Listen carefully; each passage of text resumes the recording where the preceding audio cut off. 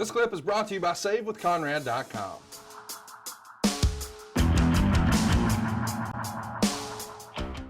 Well, the next one does. The U.S. champion John Cena is going to pin the NXT champion Kevin Owens in 19 minutes and 13 seconds. This is the match to go out of your way to see from this show. If you're going to watch one more match from this show, you should watch this one again. Meltzer would give it 4.5 stars. I think that might even be a little light. He writes, the crowd felt like it was 90% pro Owens and they were electric. Owens did all of Cena's moves, including the 5-knuckle shuffle. Owens tried an attitude adjustment, but Cena reversed it into an STF. Owens used a code breaker for a near fall. It's weird that he'd use Jericho's finisher, he writes. Cena came back with the 5-knuckle shuffle, then goes for the attitude adjustment, but Owens gets away, hits a German suplex and a cannonball into the corner. Owens goes for the swanton, but Cena gets his knees up. Cena hits the attitude adjustment for the first time for a near fall, and then he's yelling at referee Mike Chioda about the count being slow. Cena tries an attitude adjustment off the middle rope, but Owens gets out and uses a power bomb for a near fall. He tries the pop-up power bomb, but Cena reverses it into a Hurricane Rana. Owens then super kicks Cena, and Cena is cut near the right eye. Owens uses a package side slam since the package pile driver has been banned for a near fall. And at that point, Jerry Lawler said Owens came from virtual obscurity to beating John Cena 2 weeks ago. Way to bury NXT, Jerry. Cena did the attitude adjustment for a second time. Owens kicks out. Owens reverses an attempted Cena suplex into the Death Valley bomb off the middle ropes for a near fall. And then Cena used the infrared for another near fall. Owens finally hits the pop-up power bomb, but Cena kicks out. Cena comes back with that stunner and a third attitude adjustment and finally gets the pin. After it's over, Cena said that Owens belongs here and that he's a real champion. He raises Owens' hand and shakes his hand, and then Owens attacks Cena, gives him the power bomb onto the ring apron, and he leaves with both the US and the NXT belts, and he's laughing at Cena, and the crowd is going crazy for this post-match attack. Cena has to be helped to the back. Of course, he's limping, and Meltzer gave it 4.5 stars. I was actually at this show, and on the way there, I listened to a podcast where Stone Cold was interviewing Michael P.S. Hayes. And Michael Hayes said the way he knew a match was good is when you could make the fans stand up and sit down. And as I looked around this night, this match had fans standing up and sitting down more than any other. They took them on a ride. They took them on a story, but they hit every finish under the moon. So I'm not sure what you thought about it. What'd you think? Well, my thinking is always more conservative than the talents, but I will have, hopefully on the end of this little diatribe, have at least a comment that makes sense. Number one, I've said earlier tonight and I've said in other podcasts, can't go wrong if you give the audience what they want. 2 weeks ago, I think they did too much, but the right guy went over, that being Kevin Owens.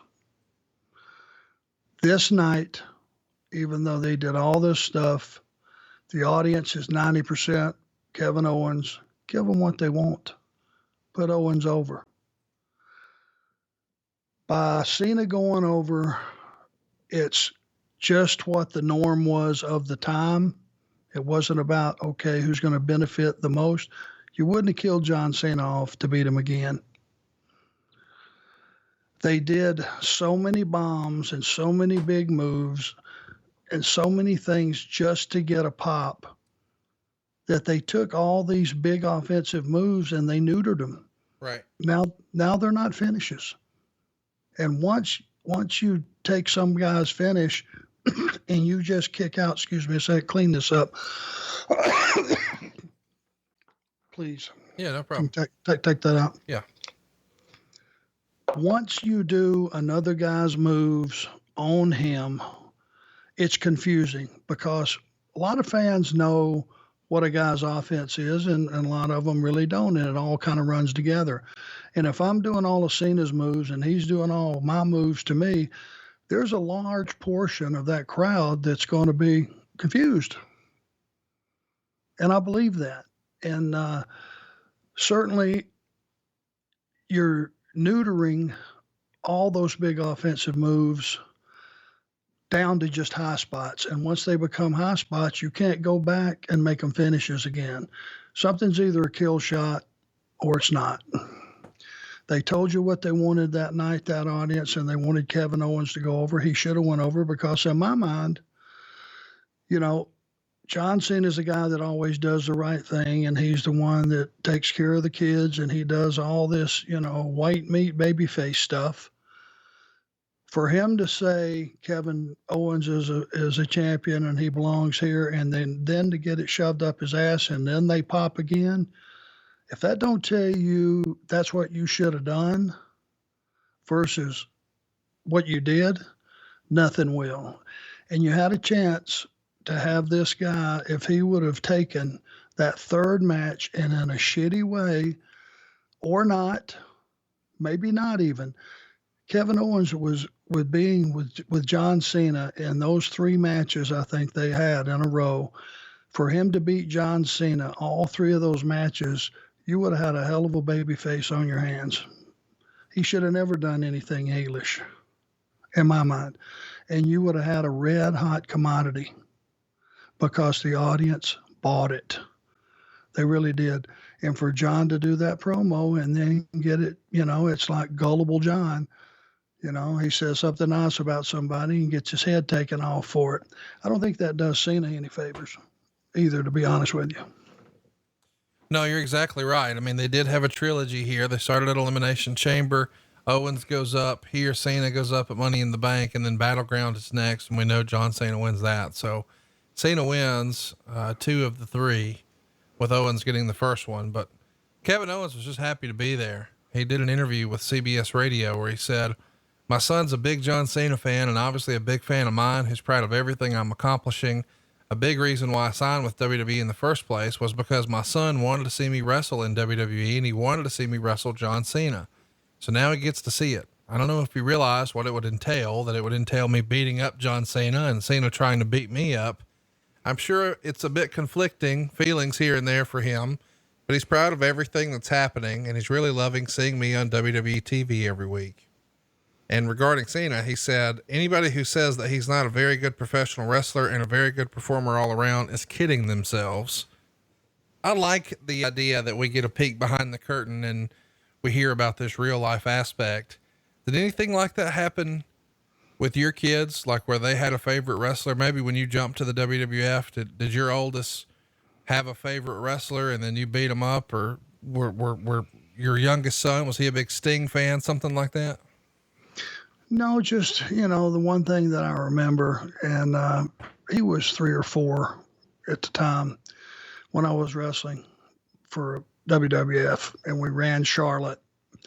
This was when Hulk was huge and bronze. And this would have been 88, probably 89. One of the two, I don't remember. So I took my 3 or 4-year-old Barrett, my oldest son, down to meet Hulk.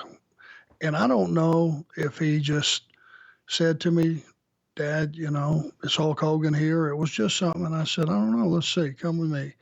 And I never took him in the back and all that stuff very often, you know, because it was just, you know, we were always concentrating on Work. And, you know, you come to work. You don't come to socialize. So I knocked on the door.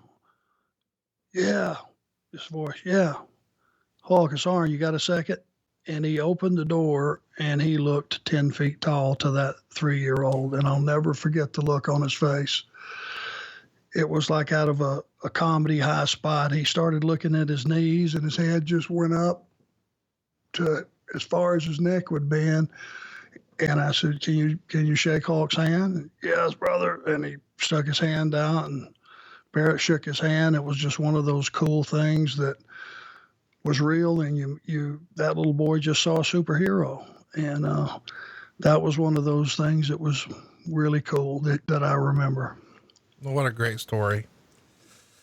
Let's talk simplistic, but great. It is great because listen, we all had that same fandom as kids, and the idea that, your kids got to have a peek behind the curtain and meet some of their superhero. I mean, when I was a little kid, it would have been the greatest day of my life to me, Hulk Hogan, and the idea that it got to happen and my dad introduced me to him. That's a cool story, man. I'm sure he's still proud of that story today.